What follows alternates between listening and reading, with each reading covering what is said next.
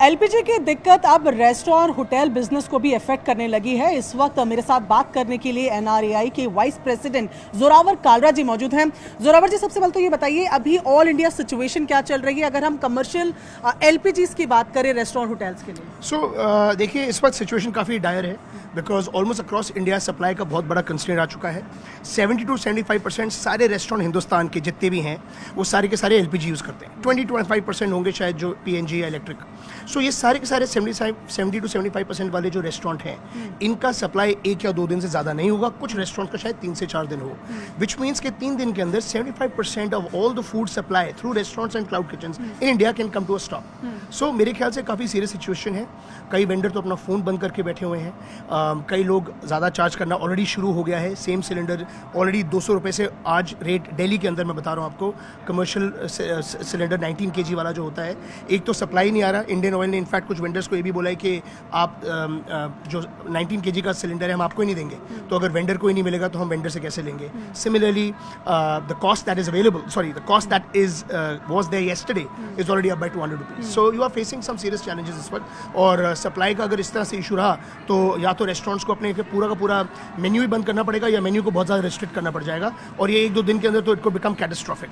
अभी हमने देखा है कि बेंगलोर में किस तरीके के हालात है, चेन्नई में भी हमने देखा कि रेस्टो एसोसिएशन जो है वो इसको लेकर आ रही है, मुंबई में भी हमने देखा। दिल्ली एनसीआर की अगर बात की जाए तो यहाँ क्या फ़र्क पड़ने लग गया है या आने वाले दिनों में यहाँ फ़र्क पड़ेगा? क्योंकि हम कुछ एजेंसीज को विजिट कर रहे थे, उन्होंने हमें बताया कि कमर्शियल सिलेंडर्स आने तो बंद हो चुके हैं। बिल्कुल फ़र्क पड़ना शुरू हो गया है, कल से ही पड़ना शुरू हो गया था। हमने काफ़ी प्रीएम्पशन करने की और ना थोड़ा वो जो एफर्ट्स करने की कोशिश करी ताकि कुछ इम्पैक्ट कम हो जाए हमारे लिए भी और इंडस्ट्री के लिए भी, because we represent the industry. But कुछ लोग शायद हायर रेट पे बेचने को तैयार हैं, which means already that is not fair. आपको ज़्यादा यानी कि आपका इनपुट कॉस्ट बढ़ेगा। अगर 20-30% से अगर सिलेंडर का कॉस्ट बढ़ता है तो जो इंटायर फूड प्रोडक्ट है उसका कॉस्ट 10-12% से बढ़ जाता है, because a third of the cost of making food is actually fuel. तो एक तो वो इम्पैक्ट आना शुरू हो गया है। कई वेंडर्स के पास सप्लाई नहीं है तो फ़ोन बंद करके बैठ गए हैं। कई वेंडर्स को ये बोला गया है कि आप कमर्शियल सिलेंडर आपको हम ही नहीं देंगे, तो वो आगे कैसे देंगे। एंड जो ज़्यादातर रेस्टोरेंट्स जो छोटे वेंडर्स हैं जिनके पास अवेलेबिलिटी है वो कह रहे जी हमारे पास बहुत लिमिटेड सप्लाई है and soon will be out of it. So I think a mandate is required from the government. एक मैंडेट हमारे को देना पड़ेगा कि ऑयल कंपनीज को दैट आपने जिस तरह से डोमेस्टिक एलपीजी को प्रायोरिटाइज करा है उस तरह से रेस्टोरेंट और क्लाउड किचन्स को भी प्रायोरिटाइज कीजिए। अगर मैं गलत नहीं हूँ तो कोविड में भी इस तरीके का स्टेटस आप लोगों को शायद इंडस्ट्री को मिला था, तो अभी जब ये हालात बने हुए हैं तो आप लोगों की क्या डिमांड है? क्योंकि ये साफ किया गया है कि कमर्शियल सप्लाई जो कि एसेंशियल सर्विसेज में नहीं है उनके लिए कोई कमेटी बनी है, वो वहाँ से रेगुलेट होगा। आप लोग क्या डिमांड कर रहे हैं? सो बेसिकली मैं आपको बताता हूँ, देखिए हमारी इंडस्ट्री एक बहुत बड़ी इंडस्ट्री है, बहुत ज़रूरी इंडस्ट्री है। बिटवीन 2 and 3% इंडिया के जीडीपी को कंट्रीब्यूट करती है।